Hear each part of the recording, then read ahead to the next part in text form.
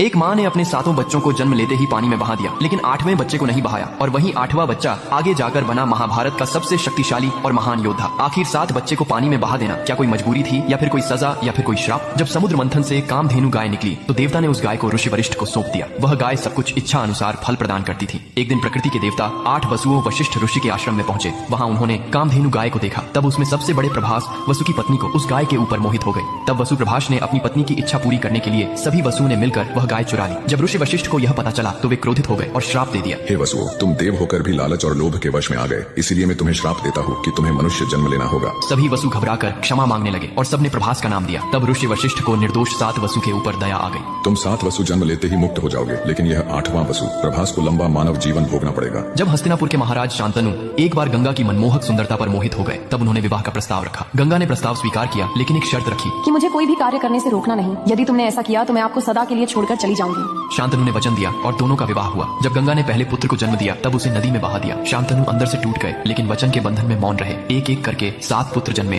और गंगा ने सभी को नदी में प्रवाहित कर दिया। लोग शांतनु को कहते थे यह कैसी निर्दयी माँ है, लेकिन असल में गंगा उन 7 वसुओं को श्राप से मुक्त कर रही थी। जब 8वां पुत्र प्रभास वसु जन्मा तब गंगा फिर उसे नदी की ओर ले चली, लेकिन इस बार शांतनु सह न सके। उन्होंने बहा देने से पहले रोक लिया। अब बस 7 बच्चों को खो चुका हूँ, इसे मैं नहीं मरने दूंगा। ये पुत्र मेरा वारिस बनेगा। तब गंगा बोली, हे राजन, आपने मेरी शर्त तोड़ दी। अब मैं आपको छोड़कर सदा के लिए जा रही हूँ। गंगा अपने पुत्र देवव्रत को लेकर स्वर्गलोक चली गई। वहाँ उन्होंने उसे वेद, शास्त्र, धनुर्वेद और युद्ध कला की शिक्षा दी। जब देवव्रत युवा हुए, गंगा ने उन्हें उनके पिता शांतनु को सौंप दिया। आगे चलकर देवव्रत ने अपने पिता की खुशी के लिए आजीवन ब्रह्मचर्य का व्रत लिया। यही व्रत ने उन्हें नाम दिया गंगा।